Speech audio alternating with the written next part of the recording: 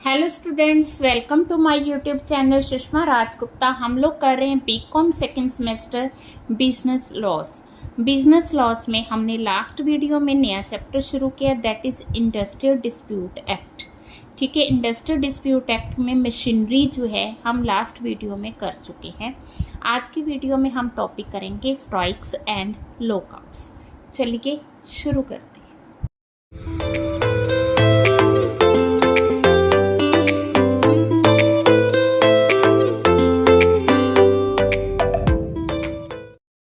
हाँ जी, सबसे पहले स्ट्राइक्स एंड लॉकआउट्स होता क्या है, तो मैंने लास्ट वीडियो में भी आपको बताया कि जो स्ट्राइक्स होती हैं वो एम्प्लॉयज़ करते हैं, जो लॉकआउट्स हैं वो एम्प्लॉयर करते हैं। इसे कहा गया tools in the hand of labour and employer. ठीक है, जब वर्कर्स की कोई डिमांड होती है, वो डिमांड पूरी नहीं होती, वो कहते हम नहीं काम करेंगे, तो उसे स्ट्राइक कहते हैं। जब एम्प्लॉयर की कोई डिमांड होती है एम्प्लॉय से, वो उसे पूरी नहीं करते हैं, तो वो कहते हैं कि लॉकआउट, हम जो है गेट लॉकआउट कर देंगे, मींस आपको काम करने नहीं देंगे। ठीक है, तो डिस्प्यूट राइज ही तभी होता है जब एक ने कोई डिमांड रखी और दूसरे ने उसकी डिमांड को पूरा नहीं किया। हाँ जी, इसमें टॉपिक आ रहा है कि prohibition on strikes and lockouts. ठीक है, तो वैसे तो वो कहते हैं कि स्ट्राइक्स एंड लॉकआउट्स कर सकते हैं। ठीक है, मतलब कि अगर कुछ कंडीशंस पूरी होती हैं तो स्ट्राइक एंड लॉकआउट किया जा सकता है। स्ट्राइक कौन करेगा? एम्प्लॉय करेगा। लॉकआउट कौन करेगा? एम्प्लॉयर करेगा। ठीक है, पर इसके लिए कुछ कंडीशंस का पूरा होना ज़रूरी है। ठीक है, कई बार क्या होता है कि स्ट्राइक या लॉकआउट से आम पब्लिक को नुकसान होता है, तो गवर्नमेंट ने ये देखना है कि अगर नुकसान हो रहा है तो वो स्ट्राइक एंड लॉकआउट को मना कर सकते हैं। ठीक है, तो according to section this, a person employed is prohibited from the strike. कोई भी पर्सन जो पब्लिक यूटिलिटी सर्विसेज में काम कर रहा है तब तक स्ट्राइक नहीं करेगा जब तक वो इन कंडीशंस को पूरा नहीं करता। पहली कंडीशन है कि जो एम्प्लॉय है जिन्होंने स्ट्राइक करनी है उनको 6 वीक्स बिफोर, 6 हफ्ते पहले एक नोटिस देना होगा, जिसमें उन्हें बताना होगा कि 6 हफ्ते बाद हम स्ट्राइक करेंगे और विद इन दैट पीरियड उन्होंने स्ट्राइक करनी है। अगर बाय चांस 6 वीक्स ओवर हो गए और स्ट्राइक नहीं हुई तो उनको जो है फ्रेश नोटिस देना पड़ेगा। अब हमने 6 वीक्स की बात की है, तो 2 हफ्ते के बाद और जो लास्ट वाले 4 वीक्स हैं उनमें कभी भी स्ट्राइक की जा सकती है। ठीक है, अब जो नोटिस में डेट मेंशन की है उस डेट से पहले उनको स्ट्राइक करनी होगी। जैसे नोटिस में जो भी डेट मेंशन की गई है तो उस डेट को स्ट्राइक नहीं होगी, उसके अगले दिन होगी। ठीक है, तो अगर कोई प्रोसीडिंग्स डिस्प्यूट हुआ, प्रोसीडिंग्स हैं, जैसे हमने लास्ट वीडियो में किया कि मशीनरी के पास जाएंगे, कंसिलेशन ऑफिसर के पास जाएंगे, वो जो प्रोसीडिंग्स है पेंडिंग पड़ी हैं, तो उनके पेंडिंग के मतलब कि 7 डेज बाद हम क्या करेंगे? स्ट्राइक कर सकते हैं। ठीक है, क्लियर है? वही कंडीशन है कि 6 वीक्स के अंदर जो है स्ट्राइक हो सकती है और 14 दिन का नोटिस देना ज़रूरी है। 14 दिन का नोटिस इसलिए दिया जाता है ताकि जब भी जो एम्प्लॉयर है, अगर पब्लिक यूटिलिटी सर्विसेज है तो गवर्नमेंट जो है उनको टाइम दिया जाता है 14 डेज़ का, कि वो देख लें कि स्ट्राइक को रोक सकते हैं तो रोक लें। मीन्स जो उनके बीच में समझौता हो सकता है तो वो समझौता हो जाए। ठीक है, जैसे कोई वर्कर है, उन्होंने 15 मई को स्ट्राइक करनी है। ठीक है जी, तो 15 मई, 2 हफ्ते तो मई के हो गए, 4 हफ्ते अप्रैल के हो गए, तो 6 वीक्स हो गए ना। 6 वीक्स बिफोर उसने नोटिस देना है। कब देना है? 1 अप्रैल को देना है। ठीक है जी, तो वो उस टाइम पे स्ट्राइक करेगा। 14 डेज के बाद स्ट्राइक कर सकता है। अब ये पॉइंट आता है कि अगर वो प्रोहिबिटेड पीरियड के अंदर स्ट्राइक करता है तो वो स्ट्राइक इलीगल मानी जाएगी और उसके लिए गवर्नमेंट एक्शन ले सकती है। उसी तरह से लॉकआउट का पॉइंट है, लॉकआउट का जो पॉइंट है 22 सबसेक्शन 2 में दिया हुआ है, उसमें भी उन्होंने वर्कर्स को पहले नोटिस देना है कि हम लॉकआउट करने जा रहे हैं। 6 वीक्स बिफोर नोटिस दिया जाएगा और जो नोटिस के 14 दिन के बाद जो है लॉकआउट किया जा सकता है। ठीक है, तो लॉकआउट जो है डेट मेंशन की गई है, उसके बाद लॉकआउट नहीं हो सकता। अगर कंसिलेशन प्रोसीडिंग्स जो है पेंडिंग पड़ी हैं तो उसके लिए 7 डेज़ कहा गया है। ठीक है, तो अगर कोई ब्रीच करता है तो उस केस में क्या होगा, इलीगल मानी जाएगी। जैसे हमने स्ट्राइक का पॉइंट किया था उसी तरह से लॉकआउट का जो कंडीशन स्ट्राइक के लिए रखी गई हैं वही कंडीशंस लॉकआउट के लिए भी रखी गई हैं। ठीक है जी। देन आके general prohibition of strikes and lockout. तो इसके अलावा क्या प्रोहिबिशंस लगाई गई हैं? हाँ जी, इन केसेस में रेस्ट्रिक्शन लगाई गई है स्ट्राइक एंड लॉकआउट पे। पहला केस है कि जब कॉन्सिलेशन की प्रोसीडिंग्स चल रही हैं तो 7 दिन तक, ठीक है, 7 डेज़ आफ्टर, तो विद इन 7 डेज़ कोई भी मतलब स्ट्राइक या लॉकआउट नहीं होगा। ठीक है, जहाँ लेबर कोर्ट के पास, ट्रिब्यूनल के पास, नेशनल ट्रिब्यूनल या आर्बिट्रेटर के पास कोई प्रोसीडिंग चल रही हैं तो उनकी प्रोसीडिंग के कंक्लूजन के 2 महीने तक कोई स्ट्राइक लॉकआउट नहीं होगा। यहाँ किसी ने कोई ब्रीच ऑफ कॉन्ट्रैक्ट किया तो उस केस में स्ट्राइक लॉकआउट नहीं होगा। यहाँ वो कहता है during period of operation award in respect of covered settlement और अवार्ड। ठीक है, जाने कि वो अवार्ड या सेटलमेंट का पीरियड जो है अभी चल रहा है।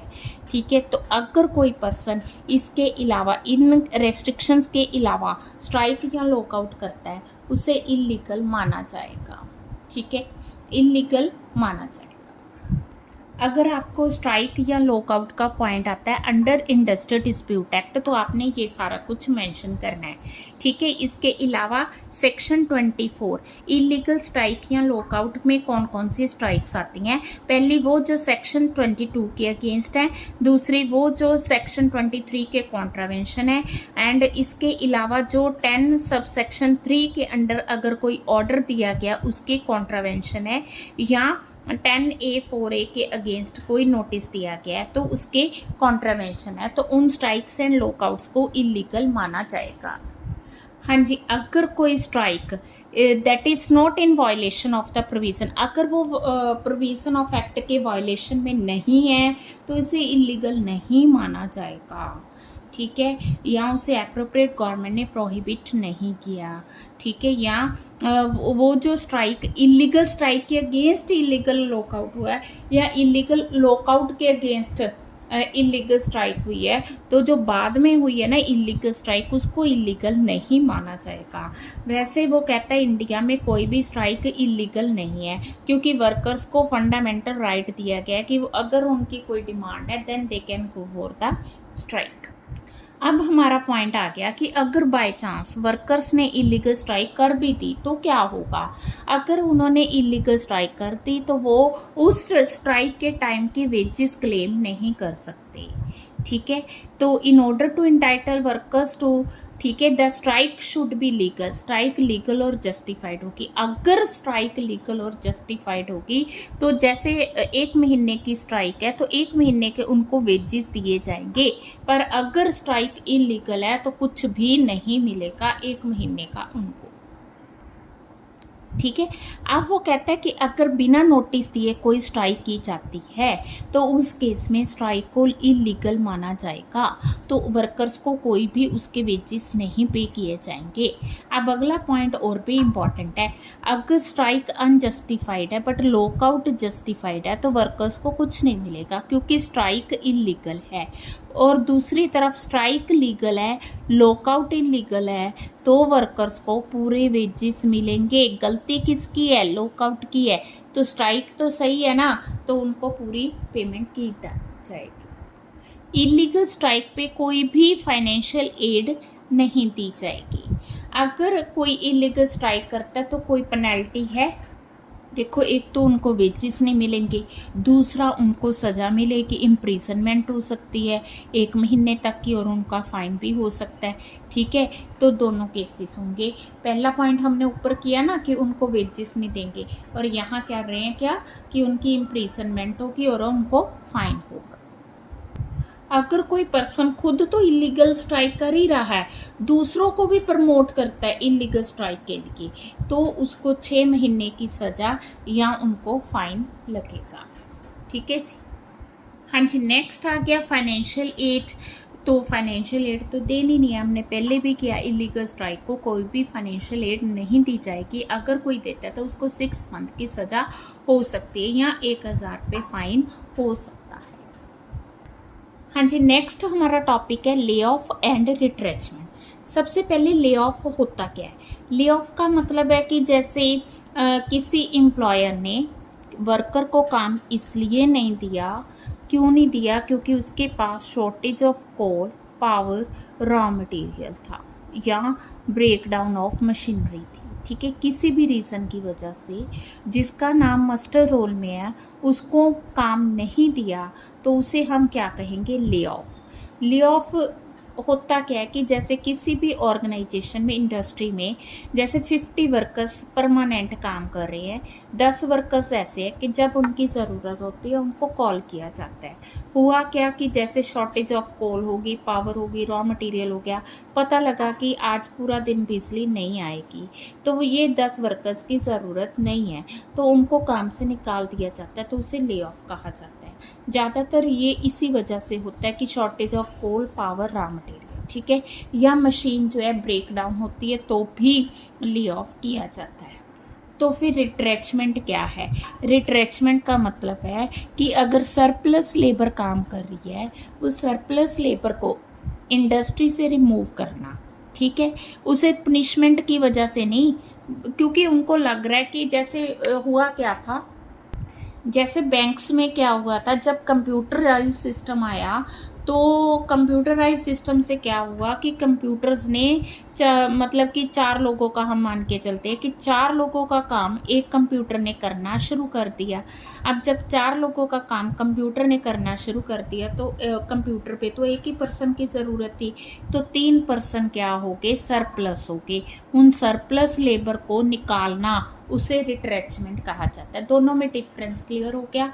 ये इसलिए निकाला क्योंकि सरप्लस है, वो इसलिए निकाला क्योंकि शॉर्टेज ऑफ किसी चीज़ की कमी है, या रॉ मटेरियल की, या कोयले की, या बिजली की, या मशीन खराब हो गई है।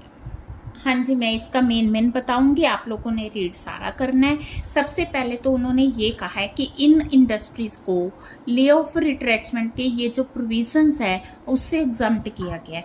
मींस इन 3 इंडस्ट्रीज़ पे ये प्रोविज़न अप्लाई नहीं होते। एक तो वो जहाँ पे 50 से कम वर्कर काम कर रहे हैं, दूसरी वो जो इंडस्ट्री सीजनल करैक्टर की है, तीसरी वो जो कि चैप्टर 5B में आती हैं। ठीक है जी। तो जब हमने बात करनी है कि कॉन्टीन्यूस सर्विस की, तो किसी एक वर्कर की भी उसकी सर्विस लगातार पूरे साल की होनी चाहिए, तो उसमें हमने sickness, authorised leave, accident, strike, lockout, cessation of work, इनको कंसीडर नहीं करना है। ठीक है जी। नेक्स्ट पॉइंट है हमारा, तो जब हम कॉन्टीन्यूस सर्विसेज की बात कर रहे हैं, तो अगर तो माइंस वगैरह में वो काम कर रहा है तो 190 डेज कम से कम वो प्रेजेंट होना चाहिए। और अगर वो मतलब अदर देन माइंस काम कर रहा है तो 240 डेज कम से कम वो प्रेजेंट होना चाहिए। कहाँ से? आउट ऑफ से 365 और 366 डेज पूरे साल में। जब हम 6 मंथ कॉन्टीन्यू सर्विस की बात करते हैं तो इसका हाफ आ गया 95 डेज आ गया, और दूसरा 120 डेज आ गया, 240 का हाफ आ गया। ठीक है, जब हमने वर्कर्स के क्या करने हैं, डेज काउंट करने हैं, तो उसमें ये डेज नहीं लेंगे अगर उसको ले ऑफ किया गया है, या वो अर्नड लीव पे गया है, या उसको टेम्परेरी डिसेबलमेंट हो कि इस वजह से छुट्टी हुई है। अगर फीमेल वर्कर है तो वो मैटरनिटी लीव पे गई है, तो इनको डेज को काउंट नहीं किया जाएगा।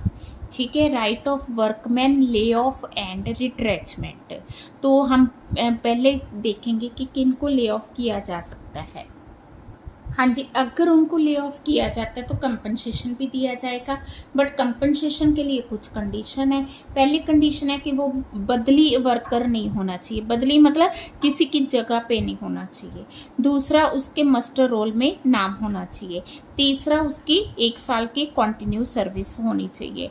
अगर उसकी कंटिन्यू सर्विस है तो उसको ले ऑफ का कंपनसेशन दिया जाएगा। अब कंपनसेशन कितना देना है, equal to 50% of the total basic plus DA. जितना उसका बेसिक बनता है, बेसिक पे है प्लस डीए, उसका 50% ले ऑफ कंपनसेशन होगा। ठीक है जी। अब जो कंपनसेशन देना ना ले ऑफ का, ऐसे नहीं कि वो उसको पूरे साल का ही देना है, उसके लिए भी डेज फिक्स किए गए कि 1 साल में 45 डेज से ज़्यादा का उनको मतलब ले ऑफ कंपनसेशन नहीं दिया जाएगा। इवन इफ वो 45 डेज से ज़्यादा के लिए ले ऑफ किया गया है। अब अगर किसी वर्कर का पूरे साल में 1.5 महीने से ज़्यादा ले ऑफ चल रहा है तो एम्प्लॉयर के पास 2 ऑप्शंस है। पहली ऑप्शन है कि वो उसको एक्स्ट्रा पेमेंट कर दे, ठीक है, 45 डेज से ज़्यादा की पेमेंट कर दे। दूसरी ऑप्शन है कि उसको रिट्रेच कर दे क्योंकि वो सरप्लस है, दैट्स वाई उसकी ज़रूरत ही नहीं है। ठीक है, अगर एम्प्लॉयर सेकंड ऑप्शन जो है ऑप्ट करता है, देन वहाँ पे सेक्शन 225F यानी कि रिट्रेचमेंट वाले रूल्स अप्लाई होंगे। ठीक है, तो ये जो ले ऑफ कंपनसेशन है इसलिए रखा गया है ताकि जो वर्कर्स हैं उन पे किसी तरह की हार्डशिप ना हो, ताकि एम्प्लॉयर जो है उनको सही से ट्रीट करे। ठीक है, अब ले ऑफ के लिए ड्यूटीज़ क्या बनती हैं एम्प्लॉयर की, तो उसके लिए उसको वर्कर्स का मस्टर रोल तैयार करना ज़रूरी है। उसमें एंट्रीज़ की जाएंगी कितने वर्कर्स आ रहे हैं, कितने जा रहे हैं, और रीज़न जो है उसमें मेंशन करना ज़रूरी है। ठीक है, कितनी देर के लिए वो यहाँ पे रहा, कितनी देर काम बंद रहा, और ये सारा उसको मेंशन करना ज़रूरी, किसको, एम्प्लॉयर को। ठीक है, कुछ वर्कर्स ऐसे होते हैं जिनको कि कंपनसेशन नहीं दिया जाएगा। पहला पॉइंट है कि उसे हमने ऑफ़र की थी, उसे एम्प्लॉयर ने कहा था, क्या कहा था कि इसी इस्टेब्लिशमेंट में कहीं और काम कर दो, उसने नहीं किया। या उसी एम्प्लॉयर की कोई दूसरी इंडस्ट्री है, वो कहता वहाँ जाके काम कर ले, तो उसका माइल्स वगैरह भी फिक्स किए गए, बट वो नहीं गया, एम्प्लॉय नहीं गया, तो ले ऑफ कंपनसेशन नहीं होगा। ठीक है, या एम्प्लॉयर के पास सीट है, काम है, बट उसको लगता है कि ये जो एम्प्लॉय है वहाँ पे काम नहीं कर सकता, तो फिर वो ले ऑफ की पेमेंट नहीं करेगा। ठीक है, it carries the same wages normally pay to the worker in the original. भी अगर उसको वहीं पे उसकी पेमेंट अच्छी हो रही है तो भी जो है उसको ले ऑफ कंपनसेशन नहीं दिया गया। जब दूसरा पॉइंट आ गया कि जब उसे बुलाया गया या जिस टाइम पे बुलाया गया उस टाइम पे वो इस्टेब्लिशमेंट में नहीं आया, इंडस्ट्री में नहीं आया, तो उस केस में उसको ले ऑफ कंपनसेशन। अब हमने कहा कि 9 बजे आपने पहुंचना है, वो 10 बजे पहुंच रहा है, तो उस केस में उसको काम से मना कर दिया, ठीक है ना, घर भेज दिया, तो उस केस में उसको कंपनसेशन नहीं दिया जाएगा। ठीक है, तो या फिर उसने कोई स्ट्राइक की है या उसकी प्रोडक्शन स्लो चल रही है, तो इन केसेस में नुकसान किसका हो रहा है, एम्प्लॉयर का हो रहा है, तो उसका तो डबल नुकसान हो गया ना, एक तरफ काम कम हो गया, दूसरी तरफ उसको पे करना पड़ गया, तो वो कंपनसेशन पे नहीं करेगा। अब हम बात करेंगे रिट्रेचमेंट की, तो रिट्रेचमेंट के लिए भी कुछ कंडीशंस दी गई हैं। हाँ जी, रिट्रेचमेंट करनी है तो 1 महीने का नोटिस देना ज़रूरी है। नोटिस इसलिए देना ताकि इन बिटवीन वो अपने लिए दूसरी जॉब फाइंड कर ले। अब जो रिट्रेचमेंट के लिए कंपनसेशन दिया जाएगा वो 15 डेज एवरेज सैलरी के बेस पे दिया जाएगा। अगर किसी एम्प्लॉयर ने वर्कर्स को रिट्रेच करना है तो उसके लिए उसे एप्रोप्रिएट गवर्नमेंट को नोटिस देना होगा। हाँ जी, जब हमने रिट्रेचमेंट करनी है तो वो कहता है एम्प्लॉयर के पास ये रूल है, फर्स्ट कम लास्ट गो, यानी कि जो पहले आया, जैसे कोई वर्कर है, अगर वो 1 जून को आया, कोई दूसरा 10 जून को आया, तीसरा 20 जून को आया, चौथा 25 जून को आया, तो जो बाद में आया ना, लास्ट कम फर्स्ट को पहले उसे रिट्रेच किया जाएगा। ठीक है, अगर एक जने को रिट्रेच करने की ज़रूरत है, अगर ज़्यादा की ज़रूरत है फिर वो 20th वाला जाएगा। ठीक है, तो बट अगर एम्प्लॉयर चाहता है कि मैं इसको रखना चाहता हूँ, इसको जो है रिट्रेच करना चाहता हूँ, तो उसको रिटर्न जो है रीज़न बताना होगा कि क्यों वो इसको रखना चाहता है और इसको डिस्चार्ज करना चाहता है। ठीक है, जो मैनेजमेंट है उसको भी फेयरली काम करना चाहिए, मीन्स उसको वही पर्सन्स रखने चाहिए जो उसके ऑर्गेनाइजेशन के लिए जो है स्पेशली मेंशन किए गए सही हैं। हाँ जी, वर्कर्स को हमने रिट्रेच कर दिया जब हमारे पास सरप्लस थे। अब दोबारा हमें ज़रूरत पड़ गई तो हम लोग जब भी री एम्प्लॉय करेंगे तो पहले जो रिट्रेच वर्कर्स हैं उनको ऑप्शन दी जाएगी, अगर वो आना चाहें तो उनको हम क्या करेंगे, प्रेफर करेंगे। ठीक है, तो compensation to workman in case of transfer of undertaking. अगर किसी वर्कर को एक अंडरटेकिंग से दूसरी अंडरटेकिंग में ट्रांसफ़र किया जाता है तो उसको नोटिस भी देना ज़रूरी है, प्लस उसको कंपनसेशन देना ज़रूरी है। हाँ जी, कंपनसेशन देना तो फिर उसकी अपनी कंडीशंस है। पहली कंडीशन है कि ट्रांसफ़र ऑफ ओनरशिप होनी चाहिए, दूसरी जो अंडरटेकिंग है वो इंडस्ट्री होनी चाहिए, तीसरी वो जो वर्कर है वो कंटिन्यू सर्विस में होना चाहिए। ठीक है, अब जो कंपनसेशन पे करना है, इन केसेस में कंपनसेशन नहीं दिया जाएगा। पहला, there is no interruption of service by transfer. अगर उस बंदे की जो सर्विस है वो कंटिन्यू चल रही है तो कंपनसेशन की ज़रूरत नहीं है। और जो नई उसको ऑफ़र की गई है ना, वहाँ पे उसकी जो एम्प्लॉयमेंट है वो ज़्यादा अच्छी है रैदर देन ओल्ड वन। ठीक है, new employer under a legal liability to pay in the event of retrenchment. अगर फिर रिट्रेचमेंट होती है फिर उसको वो कंपनसेशन पे करेगा। अब हुआ क्या, अगला पॉइंट 25 FFA, ये कहता है कि अगर कोई एम्प्लॉयर अपनी अंडरटेकिंग को बंद करना चाहता है तो उसको एक नोटिस देना होगा। ठीक है, नोटिस जो है प्रिस्क्राइब्ड मैनर में होना चाहिए और कम से कम 60 डेज बिफोर देना ज़रूरी है। बट ये जो रूल है इन इंडस्ट्रीज़ पे अप्लाई नहीं होगा जिसमें 50 से कम वर्कर्स काम कर रहे हैं। ठीक है, एंड अंडरटेकिंग जो है बिल्डिंग, ब्रिज, रोड, कैनाल्स के लिए बनाई गई है, तो अप्रोप्रिएट गवर्नमेंट अगर वो सेटिस्फाइड है तो किसी को भी एग्जाम्प्ट कर सकती है। हाँ जी, ये compensation to workers in case of closing down. अब अगर इंडस्ट्री क्लोज डाउन हो रही है तो उस केस में वर्कर्स को नोटिस देना भी ज़रूरी है और कंपनसेशन देना भी ज़रूरी है। ठीक है, अगर वो कहता है कि सेंट्रल एक्साइज ड्यूटी की वजह से जो है अंडरटेकिंग क्लोज डाउन हो रही है, इवन देन उनको कंपनसेशन देना ज़रूरी है। अब अगर अनअवॉइडेबल सर्कमस्टांसिस से इंडस्ट्री बंद हो रही है तो मैक्सिमम कंपनसेशन जो है वो 3 महीने की सैलरी से ज़्यादा नहीं होना चाहिए अनअवॉइडेबल की वजह। ठीक है, बट इन केसेस को हम अनअवॉइडेबल नहीं कहेंगे। अगर फाइनेंशियल डिफ़िकल्टी आ गई तो ये नहीं कहेंगे कि ये तो जी हमें हमारी पहुंच के बाहर था, या उनके पास स्टॉक जो है कम्युलेट हो गया। ठीक है, या लीज़ ख़त्म होगी, या माइनिंग ऑपरेशन वगैरह कर रही है तो वो ऑपरेशन में प्रॉब्लम आ रही है, तो ये नहीं कहा जाएगा कि अनअवॉइडेबल सर्कमस्टांसिस थे। ठीक है, तो ये अवॉइडेबल हैं, तो इन केसेस में अंडरटेकिंग क्लोज ही नहीं होगी तो फिर वो कंपनसेशन पे करेगी। ठीक है, तो हमारा बड़ा अच्छा क्वेश्चन बन गया। एक तो हमने आज किया स्ट्राइक्स एंड लॉकआउट्स का, तो उसका भी बहुत अच्छा क्वेश्चन बनता है। अगर 15 मार्क्स का आ जाए तो भी, अगर 5 मार्क्स का आ जाए तो भी। ले ऑफ एंड रिट्रेचमेंट का बड़ा अच्छा क्वेश्चन बनता है। ठीक है, आप लोग इसको लिख के देख लो, तो बहुत लेंथी क्वेश्चन बनेगा। मशीनरी तो इम्पॉर्टेंट है ही है। तो इंडस्ट्री में मैं बस इतना ही करवाऊँगी। ठीक है जी, तो वीडियो अच्छी लगी, वीडियो को लाइक करें, चैनल को अभी तक नहीं सब्सक्राइब किया तो ज़रूर सब्सक्राइब करें और